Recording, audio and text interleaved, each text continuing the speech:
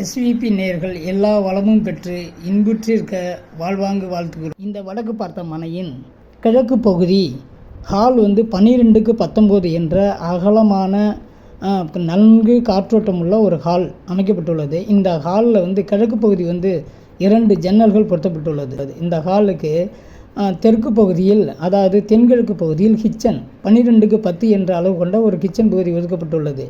இந்த கிச்சன் பகுதிக்கு அருகில் தென்மேற்கு பகுதியில் மாஸ்டர் பெட்ரூம் 12க்கு 12 என்ற அளவு கொண்ட ஒரு மாஸ்டர் பெட்ரூம்.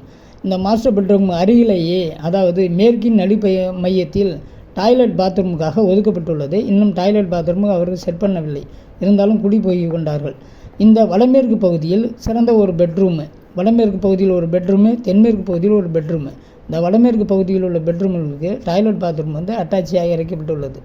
இந்த வீட்டின் அமைப்புகளில் செப்டி டேங்க் வடக்கு பகுதியில் தாய் சுவரை ஒட்டாமலும், இது சாலை, இந்த வடக்கு பகுதியில் சாலை, அந்த சாலைகளுக்கு ஆக்கிரமிப்பு இல்லாமலும் தனியாக செப்டி டேங்க் கட்டப்பட்டுள்ளது. இந்த வீட்டு மனை கொண்ட இந்த மனைதாரருக்கு, வீடு உரிமையாளருக்கு மேற்கு பகுதி போதிய இடவசதி இல்லாததனால் கிழக்கு பகுதியில் மாடிப்படி அமைக்கப்பட்டுள்ளது. இந்த மாடிப்படியானது வடகிழக்கு பகுதியில் ஆரம்பித்து தென்கிழக்கு பகுதியில் மேலே ஏறும் வழியாக, அதாவது தெற்கு நோக்கி ஏறும் வழியாக அமைக்கப்பட்டுள்ளது. இது குறைந்த பட்ஜெட் கொண்ட சிறப்பான அமைப்பு முறை கொண்ட இந்த வீட்டின் வரைபடமாகும்.